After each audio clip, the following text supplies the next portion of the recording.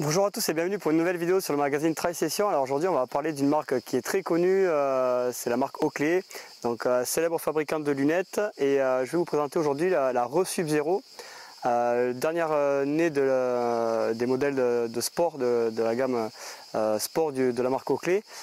Cette lunette, donc Re Sub-Zero, pourquoi Re? Parce que du coup c'est une réédition en fait du modèle sorti déjà il y a 30 ans environ.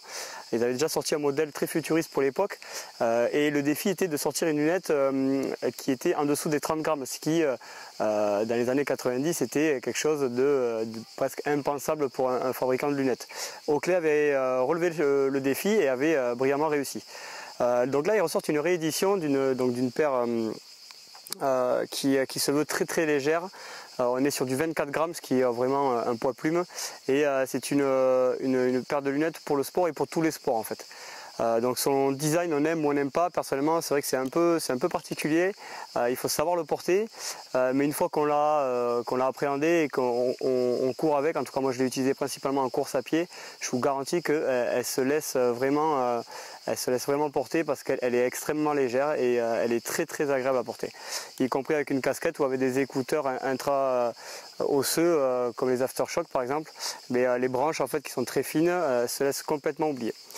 Voilà, donc elle existe avec 4 verres différents, je l'explique dans la description. On est toujours dans une technologie prisme qui a pour but d'augmenter les contrastes, et donc voilà, il faudra choisir un petit peu le verre qui vous correspond. Donc là, dans cette version Dark Golf que j'ai pu tester, on a une transmission de la lumière qui est à 22%, ce qui la classe plus communément dans les catégories, les classes 2 quoi, de verre. Donc sachant que la classe 3 est celle qui laisse passer le moins de lumière. Donc là on est dans une utilisation à lumière moyenne, on va dire.